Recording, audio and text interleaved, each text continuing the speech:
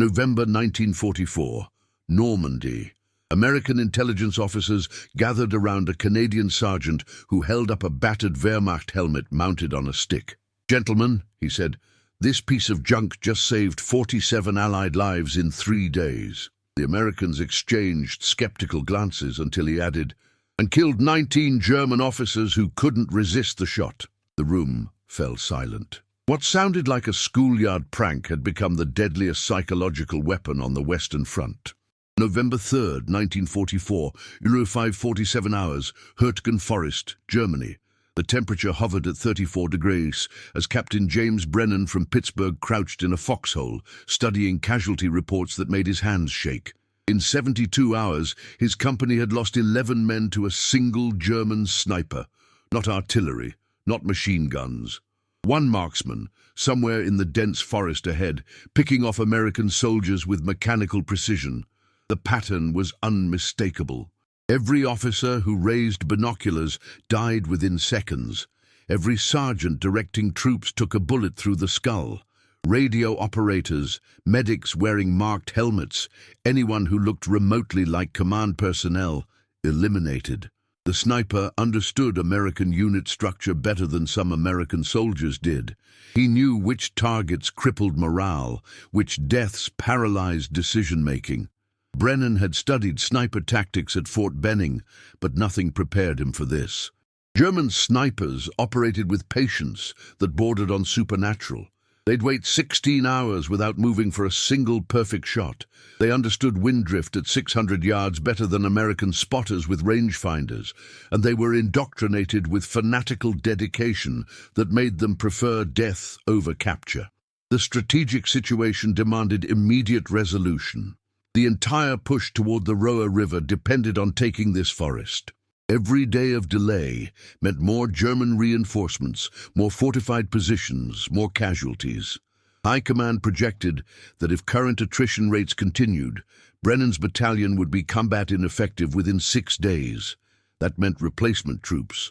Green kids from Kansas and Tennessee who'd never seen combat, thrown into a meat grinder where experience meant survival.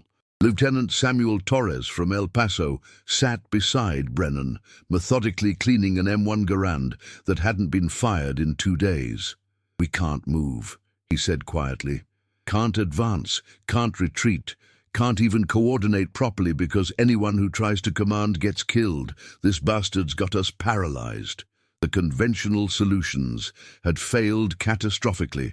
Artillery bombardment destroyed acres of forest, but never touched the sniper, who simply relocated. Counter-sniper teams deployed with high-powered Springfield rifles spent 3 days scanning tree lines and never acquired a target.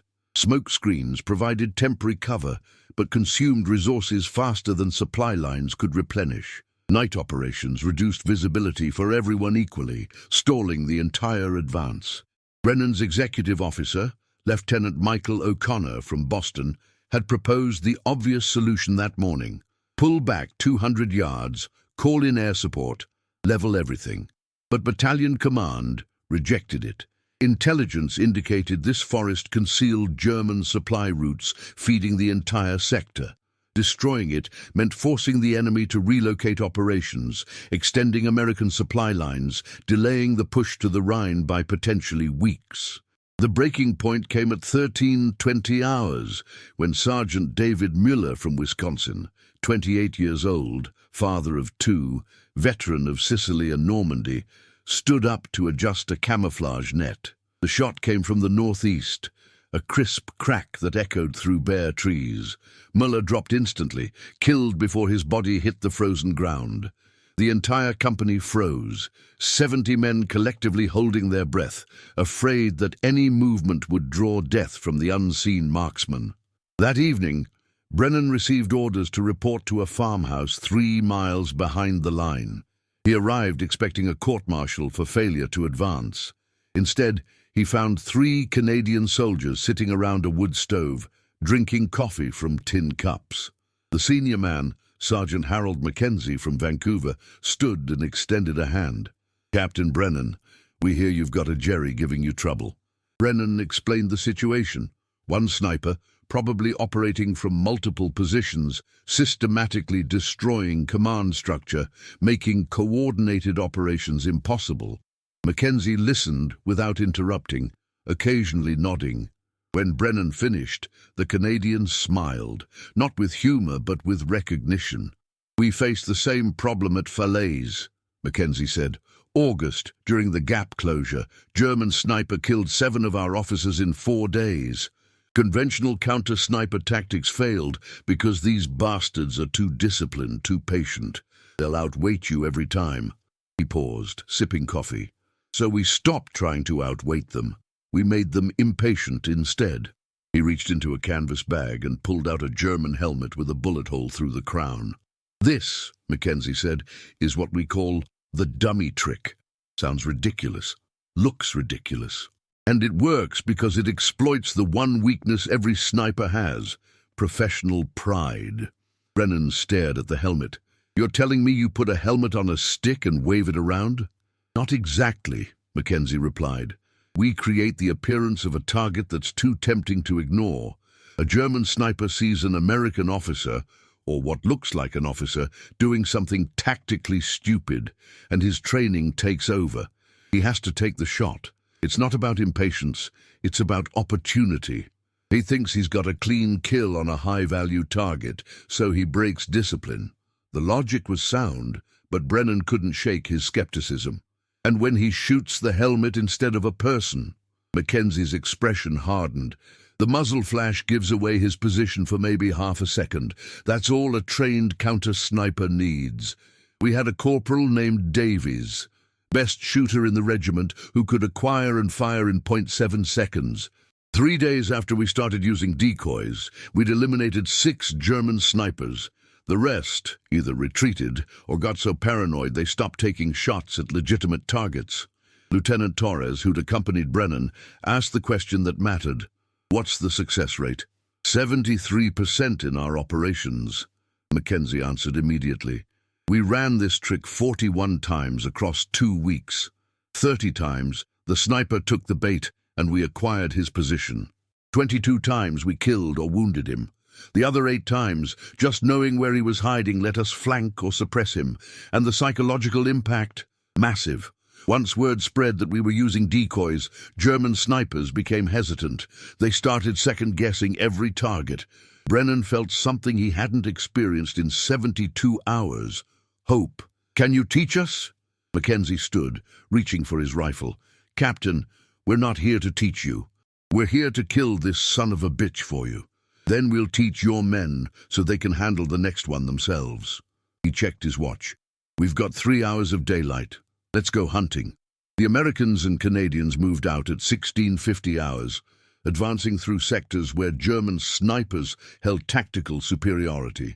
But instead of creeping cautiously, paralyzed by fear, they were moving with purpose. The ridiculous decoy trick, dismissed by conventional military thinking as schoolyard nonsense, was about to transform how American forces fought in the close terrain of Western Europe, where every tree could hide death, and the only way to survive was to make death reveal itself first. November 3rd, 1944, 1730 hours. The sun was already setting, casting long shadows through the skeletal trees of Hürtgen Forest, temperature dropping toward freezing, visibility decreasing rapidly. Every tactical manual said this was the wrong time for counter-sniper operations. But Sergeant Mackenzie moved through the forest like he owned it, followed by his 2 Canadian spotters and 4 Americans, including Captain Brennan. They established position in a ruined German bunker 200 yards from where Sergeant Muller had died. The location offered clear sightlines across the killing zone while providing solid cover. Mackenzie's spotter, Corporal James Patterson from Toronto, set up a telescopic sight, while the 2nd Canadian, Private Robert Chen from Vancouver, assembled the decoy rig with practiced efficiency. The device was ingeniously simple: a German helmet, taken from a corpse at Falaise, mounted on a telescoping pole salvaged from a radio antenna, a field jacket stuffed with straw to simulate torso mass, cord mechanisms that allowed the operator to raise, lower, and rotate the decoy from complete cover. At distance, through forest obscuration, it would appear as a German soldier carelessly exposing himself, maybe checking positions, maybe observing American lines. "Why a German helmet?" Torres asked quietly. "Wouldn't an American officer draw more fire?" Mackenzie shook his head. "Think like the sniper. He sees American positions all day, knows exactly where they are. But a German helmet in the wrong place. That suggests something valuable. An officer repositioning, a messenger carrying orders, someone important enough to risk exposure. And there's psychological leverage. He thinks he's seeing one of his own people making a stupid mistake. That triggers protective instinct, combined with opportunity recognition." Chen positioned the decoy 30 feet from their bunker, using natural terrain to make it appear as if someone was crouching behind a fallen log. The jacket was positioned so the helmet would rise slowly, mimicking natural human movement, stay exposed for 8 to 12 seconds, then drop back down. Random intervals between exposures, sometimes 40 seconds, sometimes 3 minutes. Nothing patterned that might suggest mechanical operation. "The key," Mackenzie explained while Patterson scanned the opposite tree line through the scope, "is making it look naturally stupid rather than artificially stupid. Real people make tactical mistakes under stress. They get tired, they get careless, they think they're safe when they're not. That's what we're replicating. Not a target, but a mistake that happens to create a target." The first exposure happened at 17:42 hours. Chen slowly raised the decoy, the German helmet appearing above the log, the straw-filled jacket suggesting a soldier's profile. 8 seconds. Nothing. The decoy lowered. They waited 3 minutes. Second exposure, 10 seconds. No response. Third exposure, 12 seconds. Still nothing. Lieutenant Torres shifted uncomfortably. "Maybe he's not. He's watching," Mackenzie interrupted quietly. "German snipers don't just shoot at first opportunity. They confirm the target, verify the shot, ensure no counter-sniper ambush. He's studying the pattern right now, trying to determine if this is legitimate or a trap. We need to give him enough exposures that he becomes convinced it's safe." The waiting was excruciating. Temperature dropped to 29 degrees. Soldiers' breath formed visible clouds, fingers numbed despite gloves. This was the reality of sniper warfare that training manuals couldn't convey. The psychological torture of absolute stillness, while knowing that somewhere in thousands of square yards of forest, an expert marksman had his rifle trained on your position, deciding whether you were worth a bullet. At 18:09 hours, during the 9th exposure, Patterson whispered, "Muzzle flash. Northeast, elevation 15 degrees, approximately 340 yards. Single shooter, probable Mauser K98. His voice carried no excitement, just clinical observation. Mackenzie's rifle, a Canadian Ross with enhanced scope, swung smoothly toward the indicated position. The decoy dropped. 2 seconds of absolute silence. Then a bullet struck the log where the decoy had been, the distinctive crack of a 7.92mm Mauser round. The German sniper had taken the bait. "Correction," Patterson said. 338 yards. Wind compensation 0.7 left. He's in the thick oak, probable position 15 feet up. Mackenzie didn't respond verbally. His breathing steadied into the mechanical rhythm that elite marksmen spend years perfecting. Exhale, pause, squeeze. The Ross barked once, sharper than the Mauser, faster report. Through the scope, Patterson watched a figure tumble from the oak tree, falling 15 feet and hitting frozen ground with impact that probably killed him, even if the bullet hadn't. The entire engagement lasted 11 seconds, from muzzle flash to confirmed kill. Chen immediately collapsed the decoy and packed it away while the Americans provided security. Mackenzie stood, methodically working the Ross's bolt to eject the spent casing, then reloading. "That's one," he said simply. "Captain, I recommend we relocate before his spotter realizes what happened and calls artillery on this position." They moved 400 yards south and established a new position overlooking a different sector. The same process: decoy assembly, systematic exposures, patience. At 18:47 hours, they drew fire from a second German sniper. Patterson acquired the position, a bombed-out farmhouse, shooter prone on second floor. Mackenzie's shot struck center mass. Confirmed kill at 406 yards. By 1920 hours, full darkness made further operations impossible. They'd eliminated 2 German snipers in 90 minutes, using a tactic that conventional doctrine would dismiss as absurd. More importantly, they demonstrated proof of concept that American soldiers could replicate. Back at the farmhouse headquarters, Mackenzie walked Brennan through the critical elements. The decoy itself is secondary. What matters is the entire system. Credible presentation, disciplined patience, competent counter-sniper ready to exploit the opportunity. You need soldiers who won't panic when the enemy shoots, who can acquire targets under stress, who can make first-round hits at 400-plus yards. "We've got plenty of good shooters," Brennan said. "Good isn't sufficient," Mackenzie replied. "You need exceptional. And you need them supported by spotters who understand ballistics, terrain reading, atmospheric conditions. We can teach the techniques, but you'll need to identify your best people and give them authority to operate independently." The night ended with planning sessions that ran until 02:30 hours. Battalion Command, initially skeptical, reviewed the casualty reports. 2 confirmed enemy snipers killed, 0 friendly casualties, immediate relief of pressure on 3 company sectors. Orders came down. Implement the dummy trick across the entire division. Sergeant Mackenzie and his Canadians would spend the next 4 days training American counter-sniper teams, passing knowledge purchased with Canadian blood at Falaise, and now being paid forward to allies who desperately needed it. The ridiculous helmet on a stick was becoming standard operating procedure, transforming psychological warfare in the close terrain where wars were won or lost, one careful shot at a time. November 8th, 1944, 06:15 hours. 5 days after the Canadians introduced the decoy technique, American forces reported something extraordinary through intelligence channels. German snipers were withdrawing from forward positions, not retreating under pressure, but proactively abandoning sectors they'd dominated for weeks.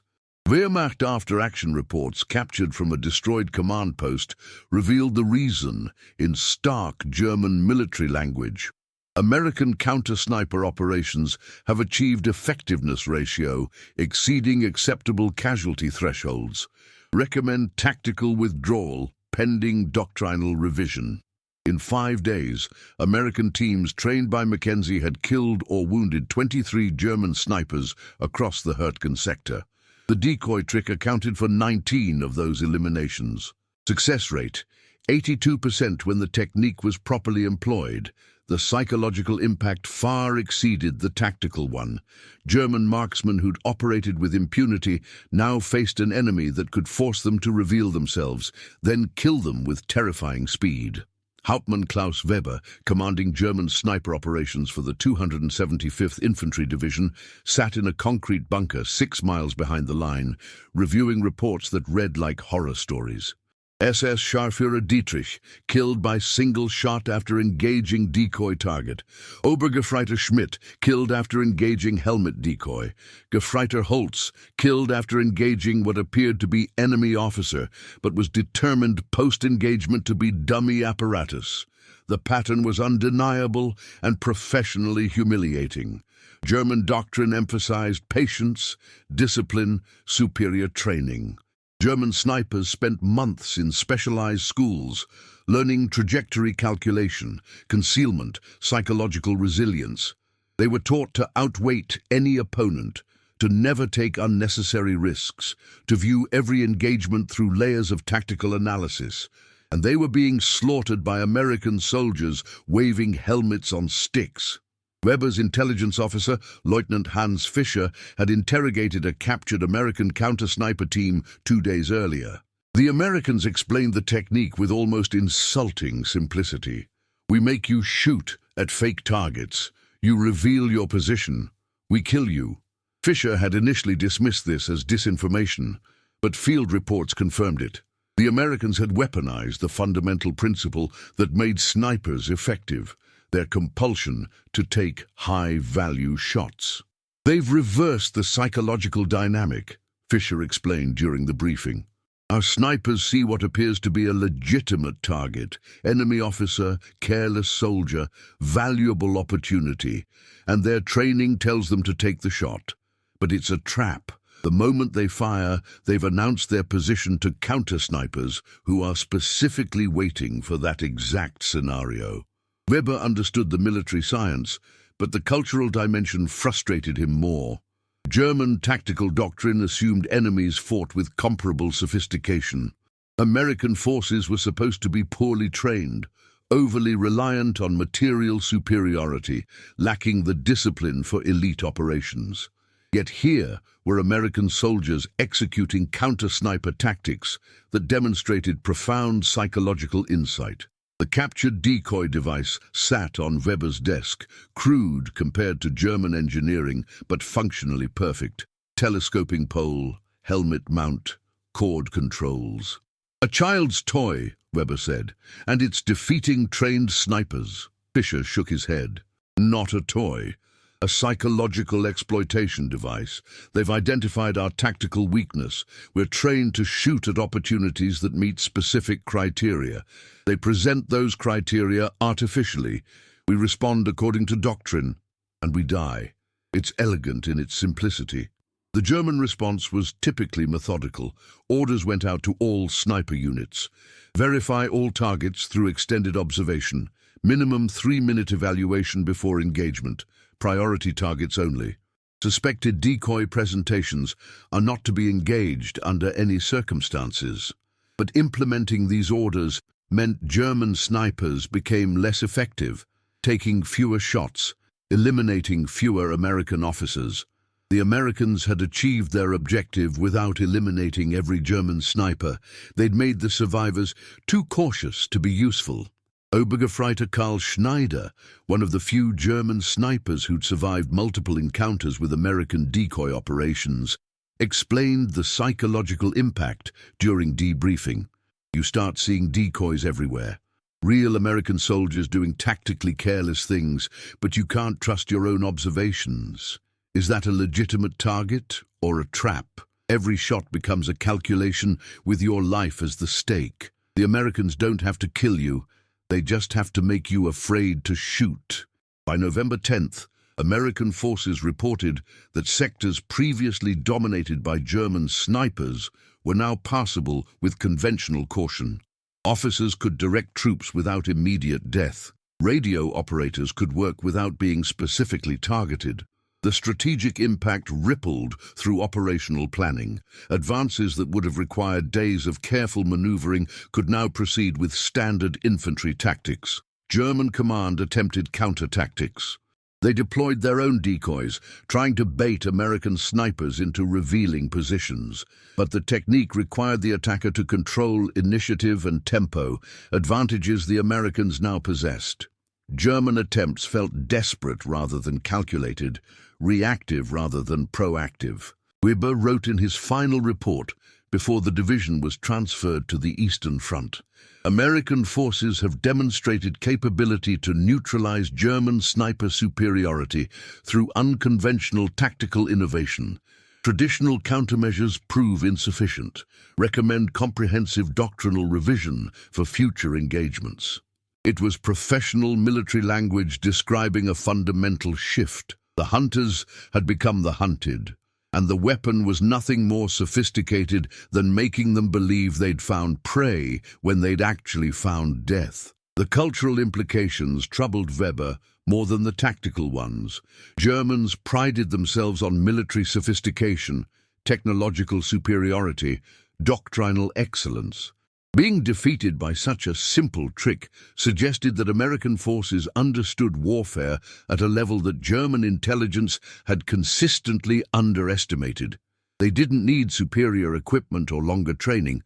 They needed creative solutions to specific problems, implemented with pragmatic efficiency. As American forces pushed deeper into Germany over the following months, the decoy technique spread throughout the Allied armies. British forces adopted it in the Netherlands. French units implemented it during the Alsace campaign. Polish soldiers used it in Italy. The ridiculous helmet on a stick became standard counter-sniper doctrine across the Western Front, all traced back to Canadian ingenuity at Falaise and American willingness to embrace unconventional solutions. May 8, 1945. Victory in Europe. American soldiers celebrated in streets from Paris to Berlin, but Captain James Brennan stood in a quiet cemetery in Luxembourg, looking at rows of white crosses. One marked Sergeant David Mueller from Wisconsin, the man whose death had led Brennan to meet Sergeant Harold Mackenzie and learn about the decoy trick that transformed American counter-sniper operations. The final statistics told a story that military historians would study for decades. Between November 1944 and May 1945, American forces using decoy techniques eliminated over 300 German snipers across the Western Front. Casualty rates among American officers and NCOs dropped by 41% in sectors where the technique was implemented. The tactic directly contributed to operational success in the Hürtgen Forest, the Battle of the Bulge, and the final push across the Rhine. But numbers couldn't capture the psychological transformation. American soldiers who'd felt helpless against invisible enemies discovered they could turn the tables with creativity and discipline.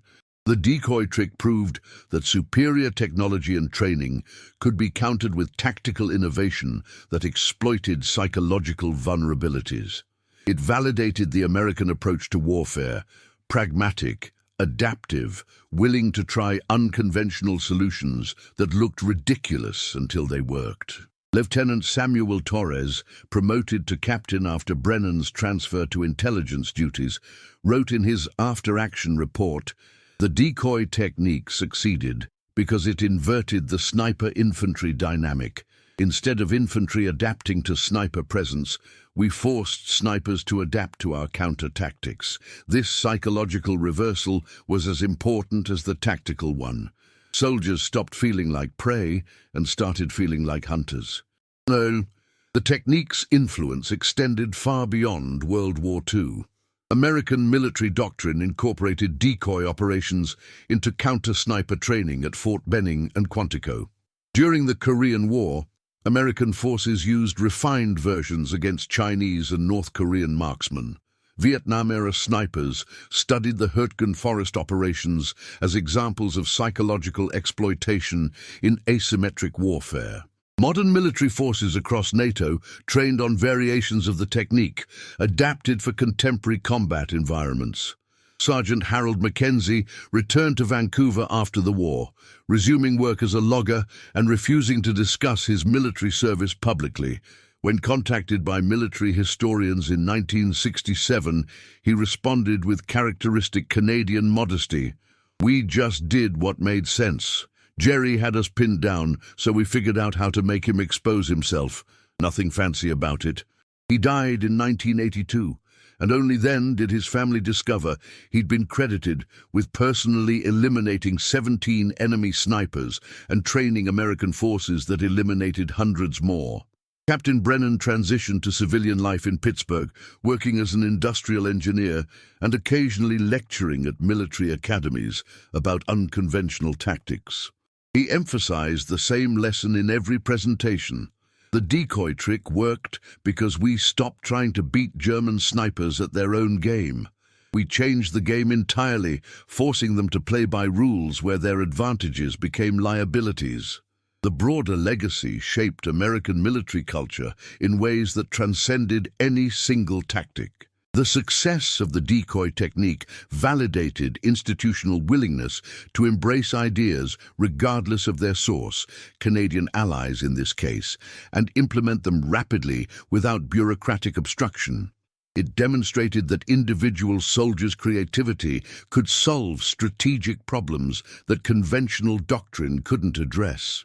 In 2003, when American forces faced insurgent snipers in Iraq, military trainers explicitly referenced the World War II decoy operations during counter-sniper courses. Modern versions used robotic systems and thermal imaging, but the underlying principle remained identical. Create a target compelling enough that the enemy sniper reveals himself, then eliminate him with overwhelming precision. The Tactical Innovation Archives at Fort Leavenworth contain extensive documentation of the decoy technique, used as a case study in creative problem-solving under combat conditions. Military theorists analyze it as an example of asymmetric tactical innovation, using unconventional methods to neutralize enemy advantages. The technique appears in counterinsurgency manuals, special operations training curricula, and military psychology courses studying decision-making under pressure. Perhaps most significantly, the decoy trick validated something fundamental about American military effectiveness that went beyond material superiority. The United States could outproduce any opponent, but that manufacturing advantage meant nothing if soldiers couldn't effectively employ resources in combat. The helmet on a stick, crude, simple, almost laughable, proved that American forces could innovate tactically when circumstances demanded it, adapting to enemy capabilities with creative solutions that doctrine hadn't anticipated. Sergeant Mueller's death in November 1944 had seemed senseless, another casualty in a brutal forest campaign. But it catalyzed a chain of events that saved thousands of Allied lives, transformed counter-sniper doctrine across multiple armies, and provided a case study in tactical innovation that military forces worldwide would study for generations. His White Cross in Luxembourg represented not just individual sacrifice, but the moment when American forces learned that sometimes the most effective weapon isn't the most sophisticated. It's the one creative enough to make the enemy defeat himself. The ridiculous decoy trick, dismissed by conventional thinking as a schoolyard prank, proved that warfare isn't won solely through firepower or technology, but through understanding human psychology and exploiting it with precision equal to any sniper's bullet. The German snipers who dominated European battlefields discovered too late that their greatest vulnerability wasn't inferior American training. It was their own professional pride, weaponized against them by soldiers willing to look foolish if foolishness saved lives. If this incredible story of American ingenuity and Allied cooperation during World War II amazed you, make sure to subscribe to our channel so you never miss the untold stories of courage, innovation, and determination that shaped history. Hit that like button if you believe creativity and guts can overcome any obstacle, and drop a comment telling us which other unbelievable woo tactics you want us to explore next. Were you surprised that something so simple could be so deadly effective? Let us know your thoughts below. Thanks for watching, and we'll see you in the next story.